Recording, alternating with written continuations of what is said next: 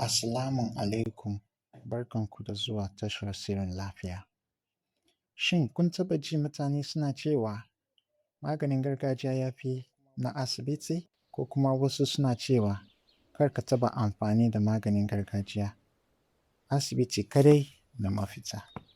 To, amma menene gaskiyar lamari? A yau a Shirin Lafiya za mu tattauna game da bambancin tsakanin maganin gargajiya da maganin asibiti, fa'idodinsu da kuma abubuwan da ya kamata mu sani kafin mu zaɓi hanyar magani. Maganin gargajiya wata hanya ce ta magance cututtuka da aka gada daga iyaye da kakanni. Ya haɗa da amfani da ganyaye, saiwoyi, ɓawon itatuwa, tusa da wasu hanyoyin gargajiya na kula da lafiya. Tun shekaru masu yawa, al'ummomi suna amfani da irin waɗannan hanyoyi wajen magance cututtuka. A gefe guda kuma, maganin asibiti ko na zamani shi ne maganin da likitoci, ma'aikatan jinya da sauran ƙwararrun ma'aikatan lafiya ke bayarwa a asibitoci da cibiyoyin lafiya. Ana samar da shi ne bayan bincike mai zurfi da gwaje-gwaje na kimiyya domin tabbatar da inganci da amincinsa. Maganin gargajiya yana da wasu fa'idodi. Yana da sauƙin samu a wurin yankuna, kuma sau da yawa yana da rahusa.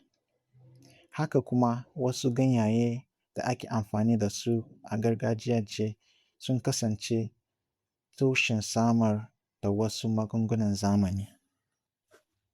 Sai dai kuma akwai ƙalubale.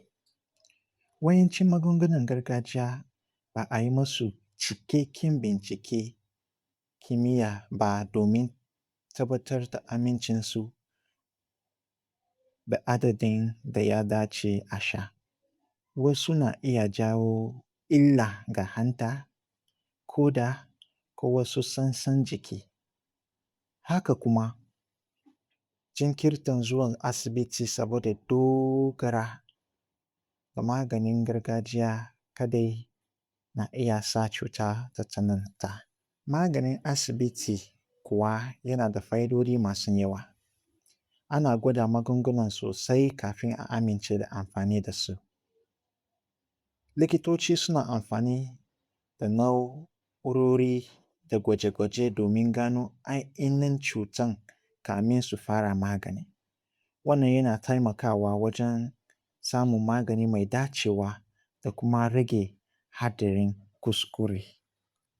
Duk da haka, maganin asibiti ma yana da wasu ƙalubale. Wasu lokuta yana iya zama mai tsada, kuma wasu magunguna na iya haifar da illa. Amma yawancin an sa irin waɗannan illolin kuma ana lura da su ta hanyar binciken kimiyya. Abu mafi muhimmanci shi ne kada mu ɗauki cewa duk abin da yake na gargajiya yana da lafiya, ko kuma duk abin da yake na zamani shi ne mafi alheri a kowane lokaci. Lafiya na buƙatar a yi amfani da hanyoyi da aka tabbatar da amincinsu da ingancinsu. Idan kana amfani da wannan maganin gargajiya, yana da kyau ka sanar da likitanka, musamman idan kana shan wasu magunguna ko kuma kana fama da wata cuta mai tsanani kamar hawan jini ko ciwon sukari. A ƙarshe, maganin gargajiya da maganin asibiti duka suna da matsayinsu, amma idan cuta ta yi tsanani ko kuma ba a san bambancinta, yana da muhimmanci a je asibiti domin a gano ainihin matsalan kamin a samu magani mai dacewa.